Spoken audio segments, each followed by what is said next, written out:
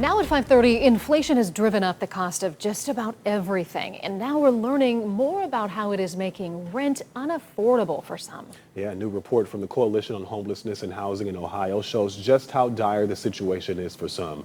News 5's Cameron Justice begins our in-depth coverage tonight with how it's hitting people in Akron harder than most. My roof fell in on me, and my landlord kicked me out because I was on a month-to-month.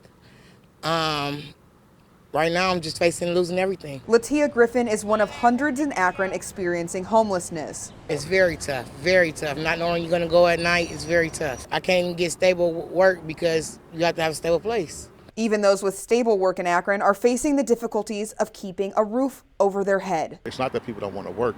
People don't want to work for nothing. Whether you're black or white, we're all in the same boat. We are all losing right now. According to a report from the Coalition on Homelessness and Housing in Ohio, Akron is the fourth most expensive area to rent a two-bedroom apartment in the state.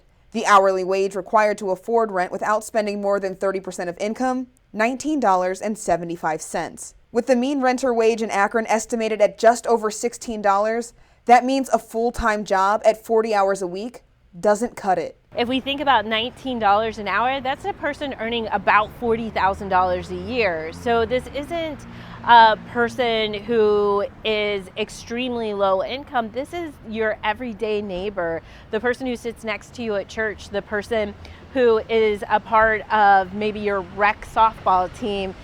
These are the people we know and who we are with every single day. At this rate, it isn't just fast food, cashier, and other service workers unable to afford housing.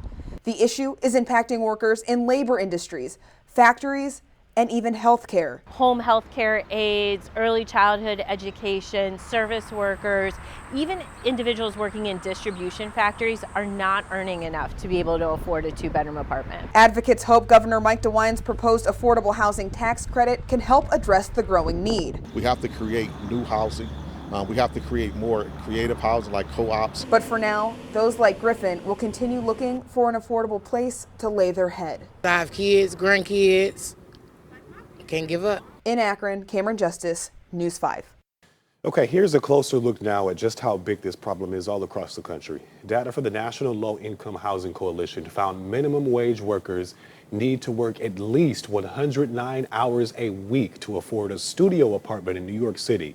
Zillow's latest observed rent index says nationally, rent in May was nearly 5% higher than last year. Typically, rent costs more than $2,000 a month, and according to the NLIHC, there isn't a single state where low-wage earners can afford median rent on a two-bedroom apartment. Meantime, U.S. home prices dropped by the largest annual amount in more than a decade. According to the National Association of Realtors, the median existing home price dropped 3.1% from a year ago. That's the largest year-over-year reduction since December of 2011. Sales of existing homes are down more than 20% from a year ago, largely due to low inventory. New home sales actively have reached pre-pandemic levels, activity rather.